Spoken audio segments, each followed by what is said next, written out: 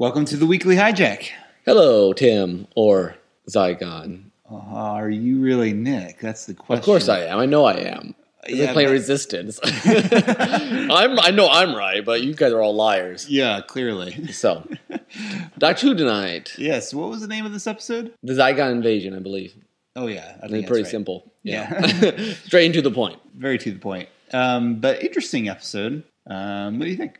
A couple just random observations. First off, it was interesting. The Doctor actually was more just a onlooker most of this episode. Yeah. There was like a lot of stuff moving. He was just kind of wandering around trying to get the hang. You know, there's like 3 locations. I mean, it was kind of interesting. Yeah, well, with these, this is one of those 2-parters where there is a lot of setup in the first part, basically. Yeah. There's lots of exploring what's going on and setting up the threat and all that kind of stuff. And cool idea, like you said, the kind of like the Skrull invasion from Marvel, the whole shape-shifting thing.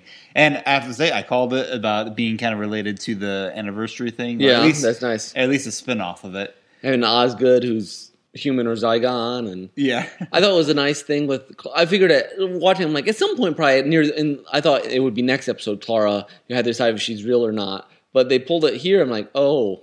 Ooh, I really wasn't quite expecting that. I was expecting it was to happen later on, but I'm like, oh wow!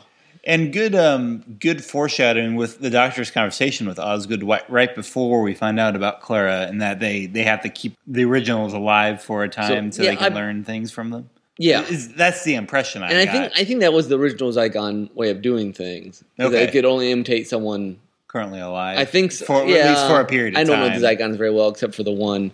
Yeah. Zygon audio drama I listened to a while ago. But it's fuzzy now.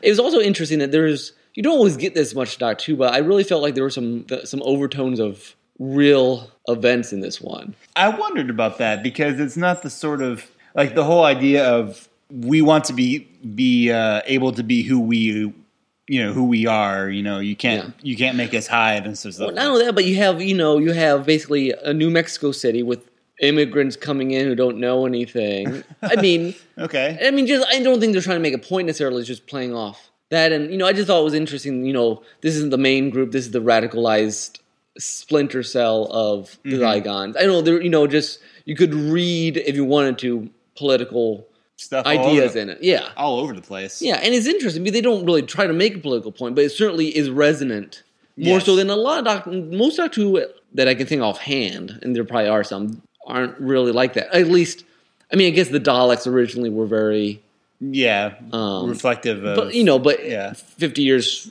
past that, you don't think about that as often. No. It's a good sci-fi. Doctor Who doesn't get into that sort of sci-fi very often where it's basically playing off of certain ideas and putting them in a different sort of scenario. Not like...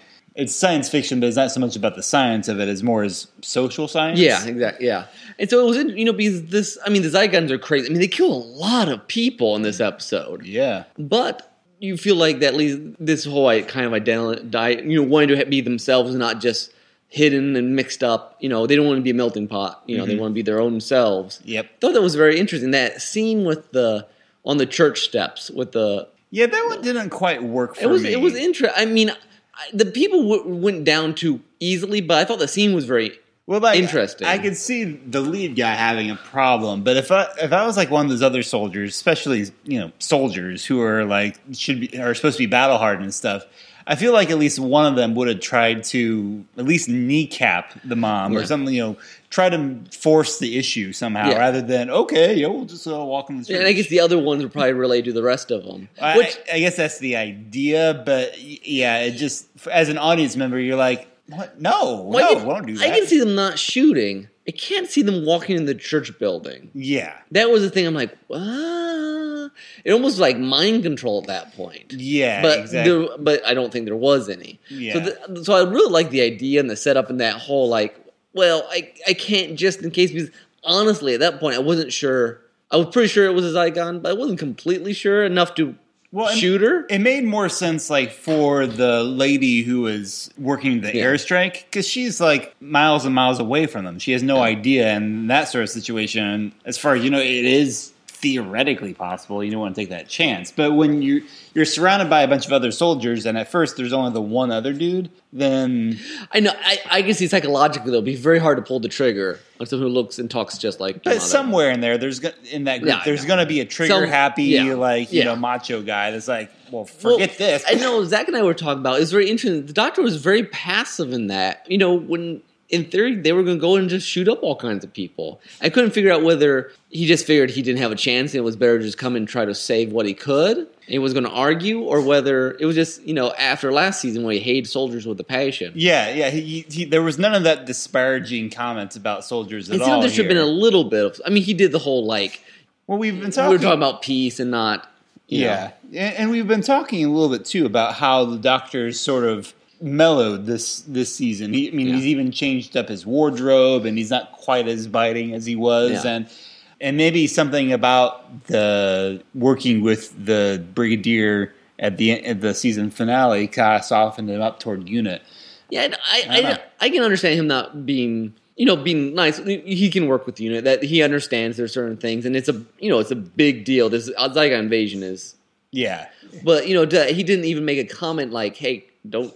Well, he did. I guess he did say. He said, "Try not to kill as many as possible." And maybe he just was like, that's the best he could go for. Yeah, maybe he knew that he wasn't going to get much, and at least he was there to soften the blow somewhat. Mm-hmm. I do find it funny. He's the only one who still goes into battle combat without any sort of protective. I love it.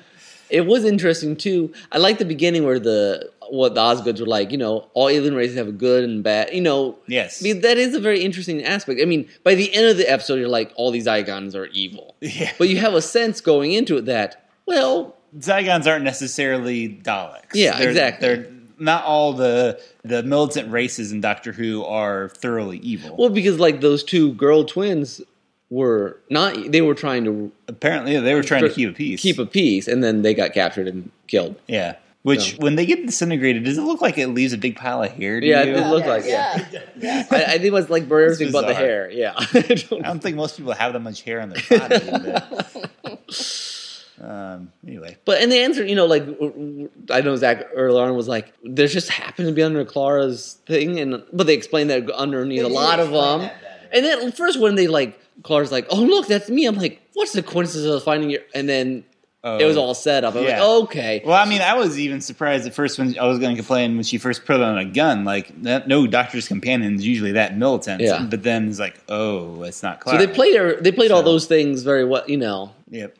Any comments? Any of the rest of y'all? That Truth and Consequences, they had a couple of tumbleweeds, just so you're New Mexico. I was really curious if it's probably not the actual town. It'd be cool if it was. It would be cool. It looked a little too much like it was trying to look like New Mexico to actually be New Mexico. Yeah. It's kind of funny sometimes when they have someone with an American accent on the show, and you're always kind of like, are they really American, or is that a British with an American accent? The British do pretty good American accents. They can. I mean, Superman. Yeah. So no preview. So apparently this is the end of Doctor Who. They do pretty nice cliffhangers now. Very good cliffhanger this week. I'm not really sure. I don't know how they're getting out of this whole thing. Yeah, I'm very curious about Kate Stewart. Or we know where Clara is. Yeah, who will be killed? Did they haven't killed all those things at the bottom yet? They must still be getting info from them. That's what I gather, or at least that's what they're getting. And here's the piece had 20 million Zygons in the world. That is a lot of Zygons. No kidding. No wonder you're having troubles. A lot of future potential for stories here too. In terms of other Zygons showing up way down the road. Before it's done. Yeah. Yep. A lot of people are being killed. The Zygons begot Zygons. All right. Well, that's this episode of the Weekly Hijack. Make sure you leave us a comment. Yes, and go to iTunes and say we're awesome. Because reviews really do help us out, help people find us and all that good stuff. And say that we're not evil. That's good stuff too. Yeah. All right. Thanks for listening. Until next time, this is Tim. This is Nick. Bye.